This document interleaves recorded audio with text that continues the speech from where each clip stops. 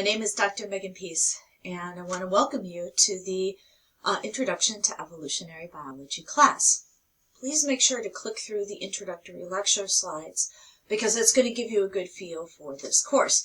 But some of you may not do that, so I want to make sure to give you a video kind of reviewing what the course is going to be about, and then also giving you some tips for how to take an online class. So I want to start with the tips for taking an online class.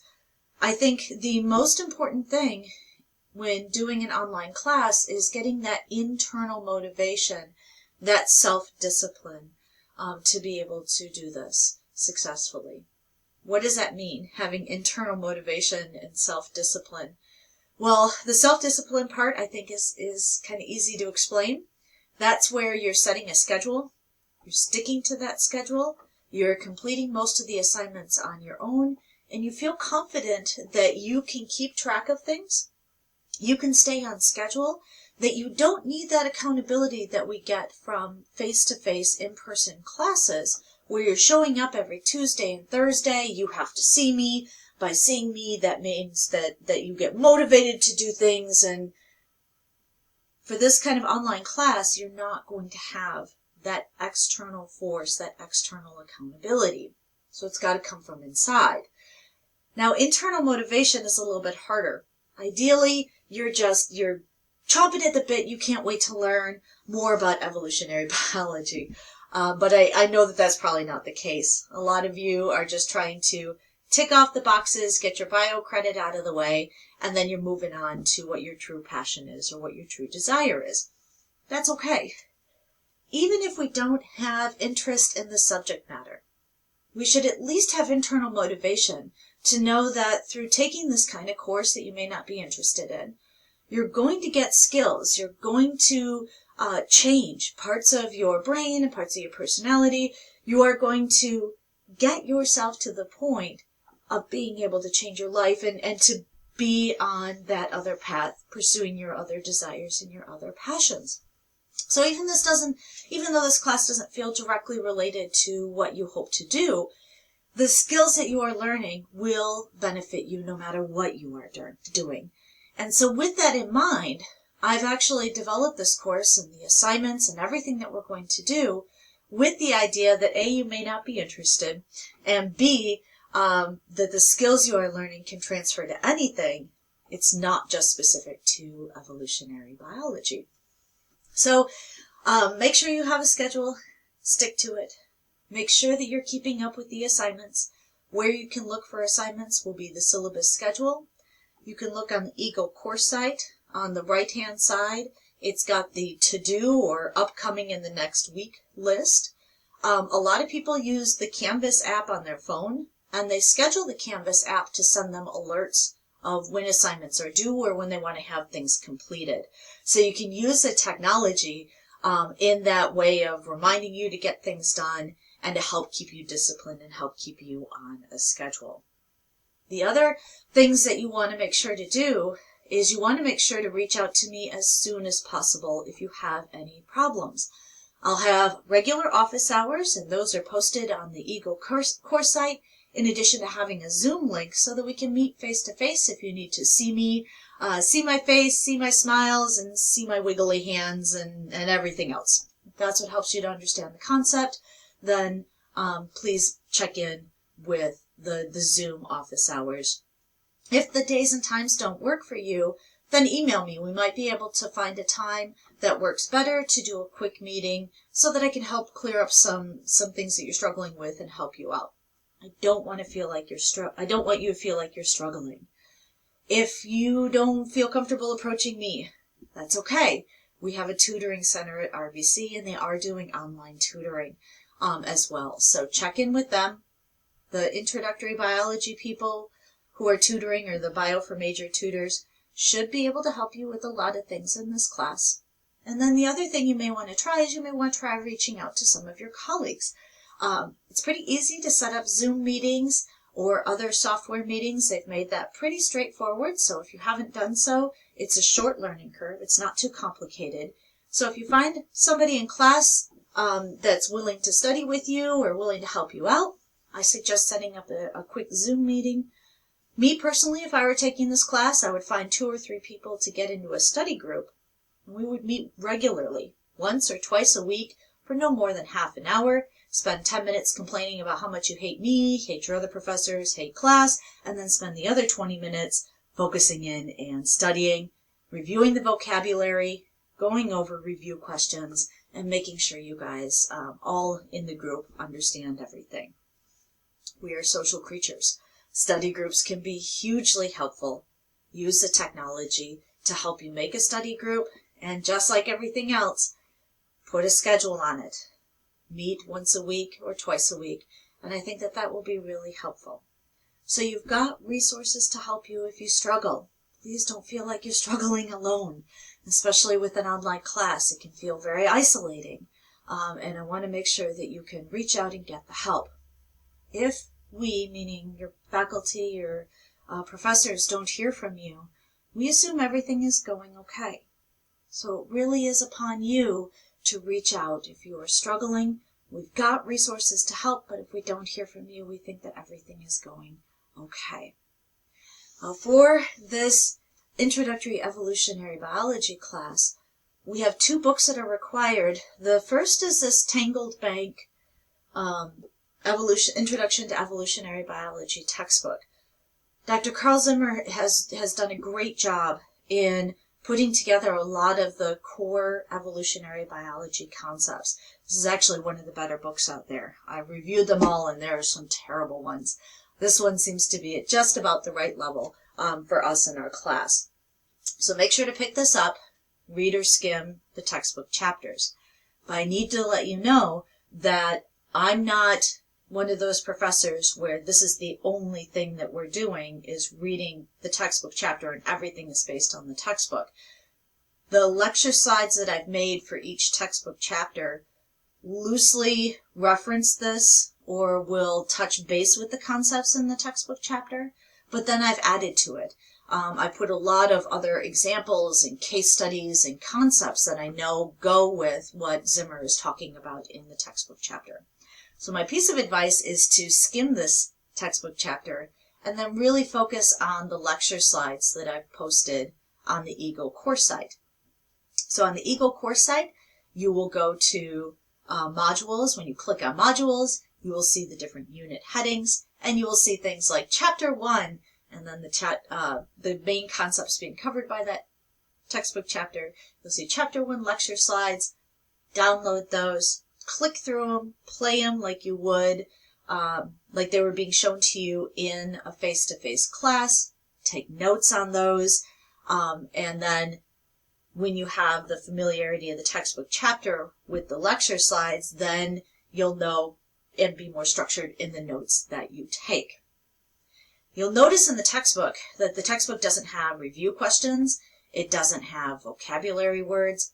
So in those lecture slides, what I've done is I've made a series of review questions and vocabulary words. Those will be at the very end of your lecture slides.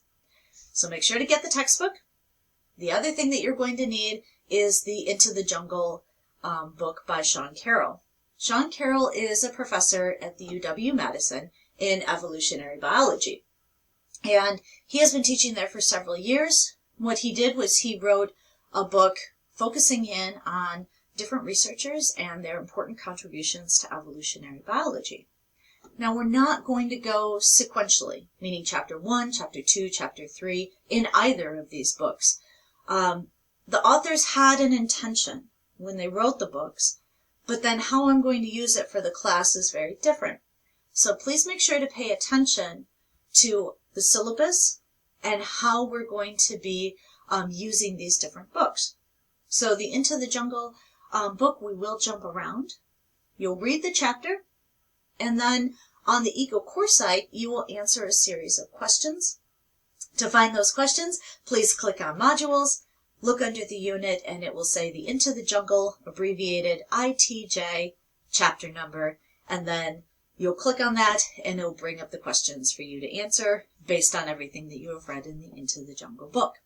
I really, really like what Sean Carroll has done with this book. He makes the research so much more interesting, and he brings up some of those often hidden details about the researchers' lives, things that we don't want to talk about because we thought it was taboo. We always tend to present researchers and professionals as being these always disciplined and very rigid type people. And it often comes across as really boring, and we forget that they were humans, and we forget to include the humanity in their research and what they were studying. So that's what Sean Carroll has done, and even Carl Zimmer does here as well, is they bring out more of the, more of the ooly-gooly bits and more of the interesting aspects. I hope that you enjoy these two books. Okay, so you're going to get the textbooks. You're going to go through that welcome module on the Eagle course site that has the introductory lecture slides. You're going to look through the syllabus and do the syllabus acknowledgement homework, which is basically asking questions about the syllabus, about your intent here at Rock Valley College, and to give me a little bit of background about who you are. Then you are going to get into Chapter 1, under Unit 1, Chapter 1 lecture slides, and you're going to click through those and watch any associated videos. So it's kind of the to-do right here at the beginning of the semester.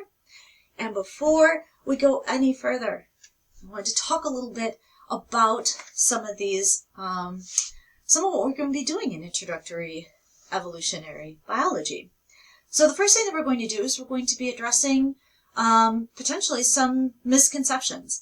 And that's another assignment that you'll see underneath the welcome module. In this first week, when you maybe don't know a whole lot about evolutionary biology, before you've even started to read or skim these books, I first want you to look at 20 different statements, decide if you agree or disagree, and just write down your thoughts.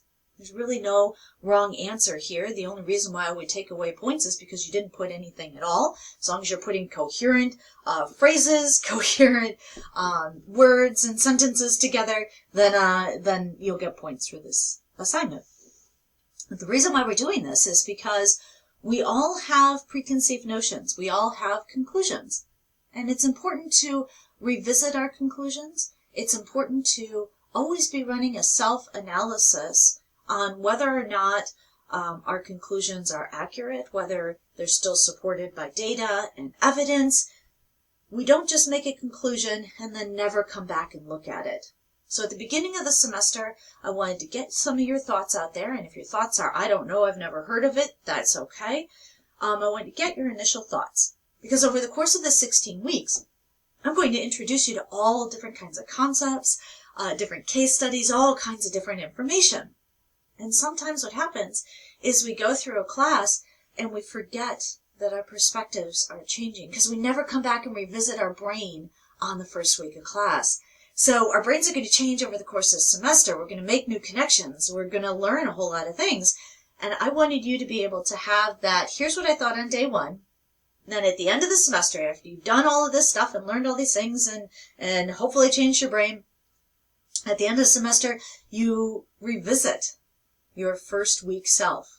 And you say, okay, I still agree with what I thought on the first day, and here's the reasons why. Now I've got more data for that. Now I've got more evidence for that.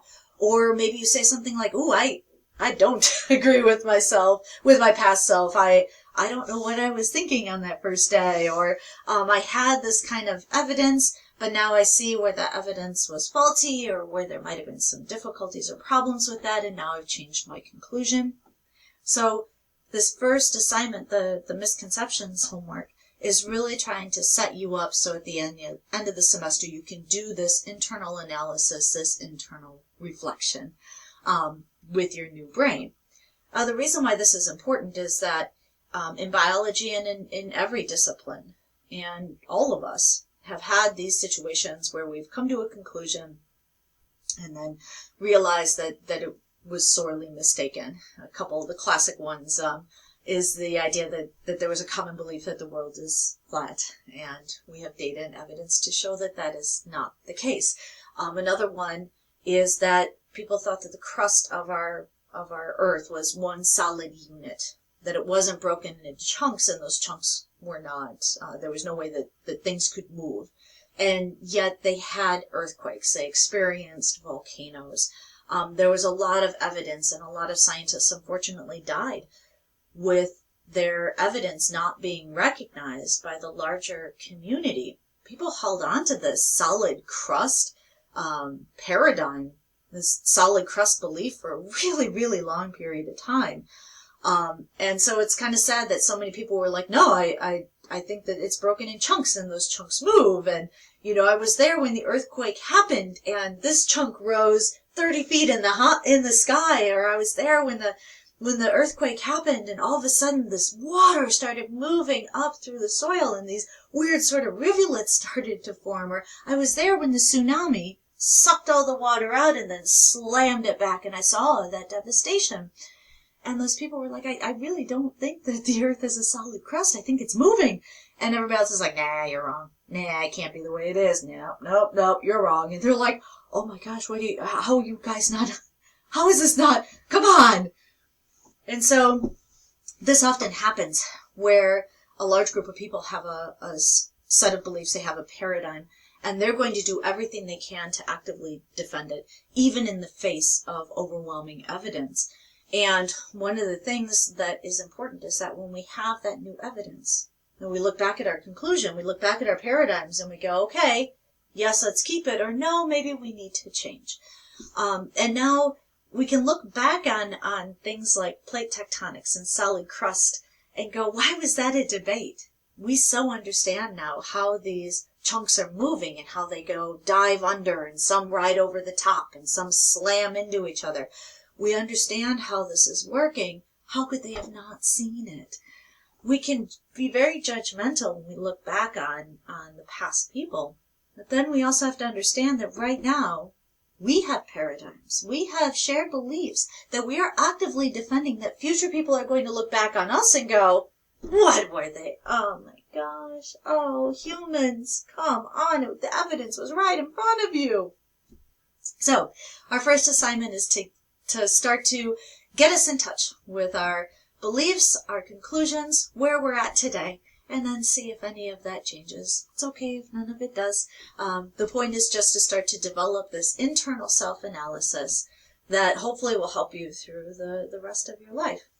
Now, with evolutionary biology, of course, we're going to be talking about fossils. And when we talk about evolutionary biology, we get into dealing with a lot of bones, that morphology, those physical characteristics. So here we have an articulated spine and a little pelvis of a creature that I picked up here in our local area. We've got a young deer skull. We've got this jawbone, and if you can zoom in, this jawbone has all kinds of chew marks on it. That's from mice and other rodents trying to get calcium. They often lack calcium in their diet, and so then they'll come and chew on old bones. But if I didn't already know that, then that would be a very perplexing piece of evidence to see. Now over here we've got some deer antlers, so of course we're going to talk about sexual selection this semester, and why invest all of the energy to grow these structures every year just to clack them around and get rid of them. And then the other weird thing is usually we say, well, this is the biggest and the strongest. Well, they're the ones who are going to make the babies. But the thing is that we found that even with deer, the biggest antlers, the strongest males, the most dominant, they aren't necessarily the ones fathering the children, because the female deer will sneak off into the woods, and the males with the smaller antlers and are maybe a little bit less in size, they'll get to mate with the females, while the bigger males are all arguing and clacking antlers with one another. So we'll talk a bit about sexual selection and talk about what we do and what we don't know, because sometimes we extend ourselves in our conclusions, and we try to make conclusions that are oversimplifying what's an otherwise complicated scenario. Here we have fossil shells that were collected from limestone in our area, so we will talk a bit about fossils and fossil record, though we don't actually talk much about dinosaurs in this class. We just briefly touch on them. And part of the reason for that is because there are so many other interesting things in evolutionary biology. So my bias is plants. I love plants. Here we have some cotton fruit. I know this doesn't look like, or you don't feel like this is a fruit, but this is a cotton fruit, and all of these soft bits are surrounding the seed inside. If you could feel it, you could feel that hard little nubbin of the seed. It's meant to protect that baby dormant plant, the seed, and all of these fibers are then used to make fabric and many other things as well. Here we have another fruit. Again, doesn't look like a grape, doesn't look like some of the other fruit you're familiar with, like peppers, like tomatoes, like cucumbers. All of those are fruits. There's no such thing as a vegetable in botany. So here we have a couple other fruit, and what I love about these fruit is that these are the devil's claw fruit, at least that's their name. So when people find these plants, they often find these plants growing through the skeleton of a dead animal, and that's where they got their name, devil's claw. So we can see all these really kind of brutal spikes coming out of this fruit, and the seeds would be on the inside. So what happens is that when animals are walking through the desert environment, they will get these fruit trapped around their legs. The little sharp bits will scrape, and those scrapes will become infected. One way or another, that animal is going to die if it's wandered into a patch of this plant. And that sounds kind of horrific, except for if we look at it from the plant's point of view. This plant wants to provide for its babies. It wants to make sure that the seeds, the babies, have food, have water, have resources available. What better way to do that than to kill an animal? So our world has all kinds of weird, funky, strange things. Evolutionary biology is all about trying to explain this diversity of life on the planet. Why do we see what we see? Why are things doing what they're doing? What is the point of all of this? So all semester long, we are going to be talking about why. Answering that question. Why? Why do we see what we see on this planet? Evolutionary biology is simply defined as changes in a line of descent over time. Changes in the DNA over time, well, that's going to be up to the species, because some species can change a lot faster. They have shorter lifespans. Other species change a lot slower. So we're going to be looking at multiple generations, comparing all of the species, looking for what stays the same, what changes, and trying to figure out why things stayed the same, why things changed. We're going to be talking about the diversity of life on this planet. If you ever have any questions, please don't hesitate to email me. I generally get back within 24 to 48 hours. Reach out for resources, and I hope that we have an enjoyable semester.